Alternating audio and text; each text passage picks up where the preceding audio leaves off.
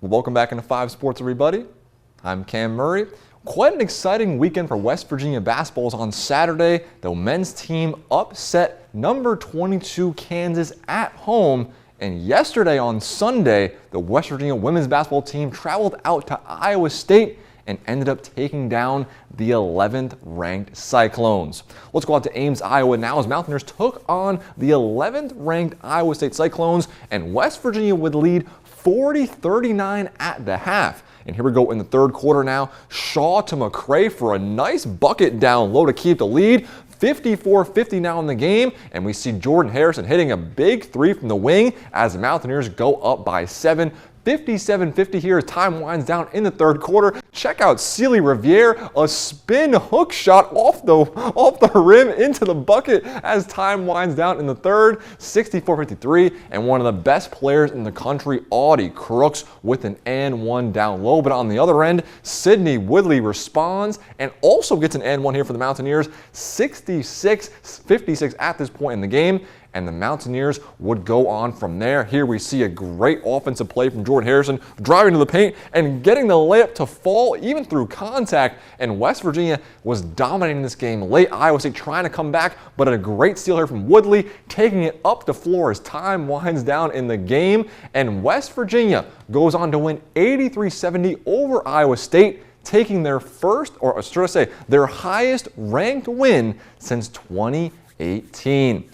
Moving on now to the men's side as the Ross Hodge and the Mountaineers took care of business at home on Saturday, beating the 22nd ranked Kansas Jayhawks 86-75, grabbing their second Big 12 win in a row and their first top 25 win of the season.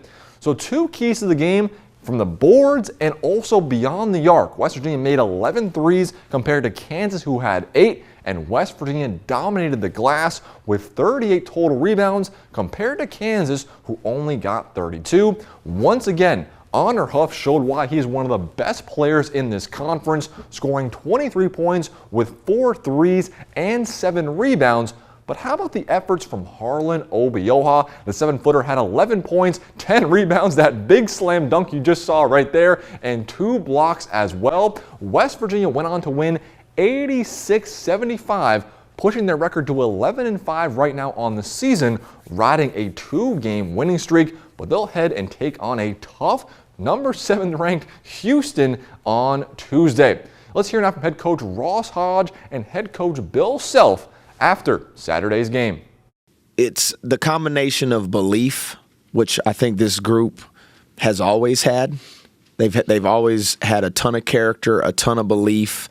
But then you actually have to go do it. And the doing part was what was getting us, But again, kind of talked about it in those early season tough losses. If you can learn from those situations and, not run from it, not hide from it, don't take accountability, which, again, this group does, then you can actually improve and you can get better.